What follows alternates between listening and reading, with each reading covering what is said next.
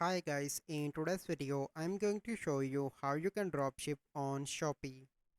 So the process is, first step you need to find a niche. Make sure you select the niche that you like, and in the second step you need to understand your interest and strengths. Let's suppose my interest is related to clothes and my strength is about male clothes. So this is my interest and strength and I'm really interested in that topic.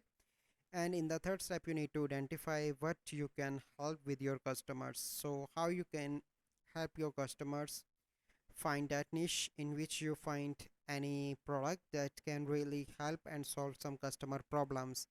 And in the fourth step you need to research your competitors and see what your competitors are doing and see what they are not doing, so you can find a competitive edge.